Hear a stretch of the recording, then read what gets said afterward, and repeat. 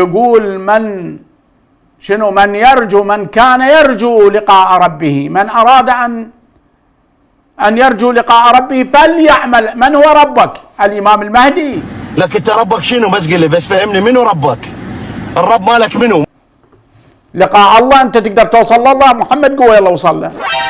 إذا دكتور الدعاء يغير القدر، ولكن ألا يجب أن يكون هذا الدعاء بإخلاص؟ يعني ليس كل دعاء يغير. شو يقول القرآن؟ ودعوا الله مخلصين له الدين. بس خلصوا رجعوا إلى حالتهم. خوش عندك يونس فدعا ربه لا إله إلا أنت سبحانك إني كنت من الظالمين، وإن كان في بطن الحوت. خوش في بطن الحوت ميت، دعا مخلصا وكان على ثقة بأن الله سينجيه. وهي الثقة وين؟ حينما تكون مخلصا في الدعاء أنت عندك ثقة بربك. مو دعا الله، هو دعا الإمام. الله ما حد يوصل له. الله وصل له محمد مرة وتحدث بلسان علي الله. إذن الله حالة فريدة. احنا ما نفتهم مكلبين واصلين لله نمشي لله. شهد الله ويانا. القضية يم الإمام المهدي إني جاعل في الأرض خليفة.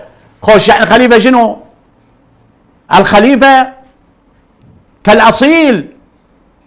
يعني إني جاعل في الأرض خليفة يعني كل شيء بيده. يمثل الله في الأرض. هو يمثل الله. أنت تقدر توصل بعد لله؟ أنت تشلبة تركة وتوصل لله. شعدك وين رايح لله؟ هاي الناس أغبياء. أكو قضايا مرعبة. يقول لك واحد مش الفلان راح لعلي بن أبي طالب وقال له هيجي وقال له روح سوي فلان قضية. علي بن أبي طالب ما يتجاوز على الإمام المهدي على الإطلاق. بس واحد يقول لك رحت لعلي بن أبي طالب وتجاوزت الإمام المهدي، يقول له أنت غبي ابن غبي كائن من يكون.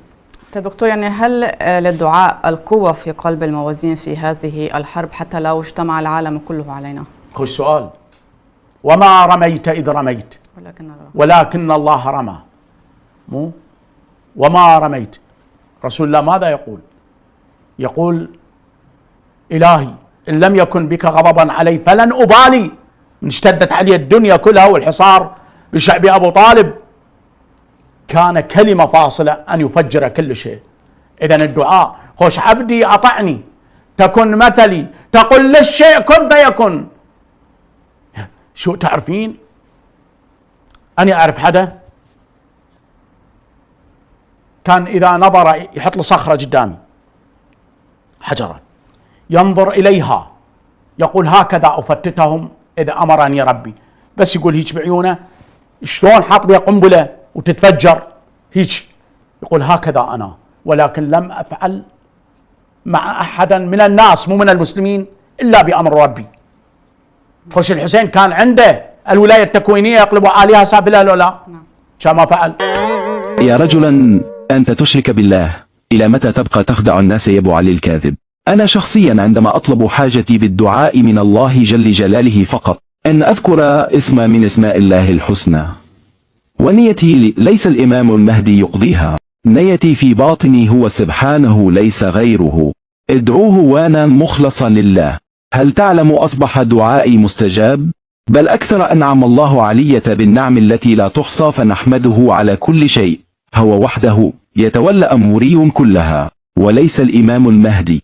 لطالما دعوت الإمام المهدي فلم يستجيب لي. انتبهت على الآية التي تقول ولا تدعو مع الله أحدا.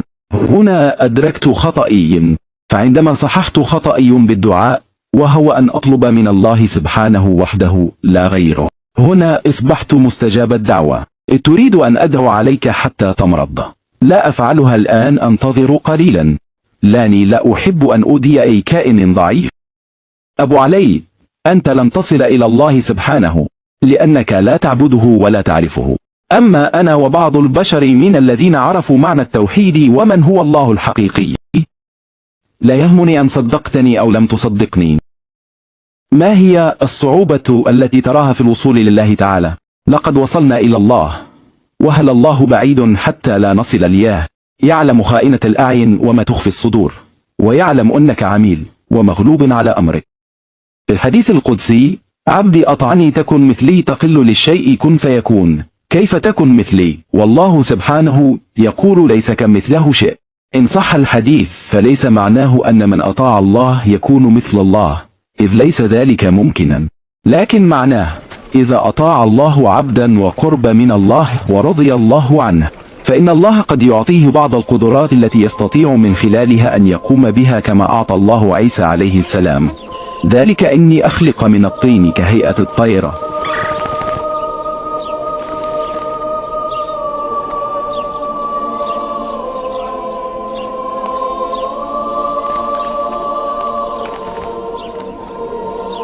وكما أعطى الله آصف بن برخية القدرة، وهو الذي عنده علم من الكتاب، حيث قال لسليمان أنا آتيك به قبل أن يرتد إليك طرفك. وكما أعطى بعض أنبيائه القدرات والكرامات التي ملكوا بها الكثير من أعمال الغيب. فمعنى ذلك أن الله يريد أن يقول للإنسان إذا أطعتني وصرت مرضيا عندي وصرت قريبا إلي، فإنني أعطيك بعض القدرات التي تستطيع من خلالها أن تقول للشيء كن فيكون، وليس ذلك في كل شيء، بل أن تقول لبعض الأشياء بحسب ما يعطي الله من قدرته. يضاف هنا تناقض آخر، ففي الولاية التكوينية ننفى أن يكون عيسى عليه السلام هو الذي فعل إحياء الموتى وإبراء الأكمه والأبرص، بل الله هو الذي فعله، وعيسى لا مدخلية له في ذلك، بل هو كالآلة.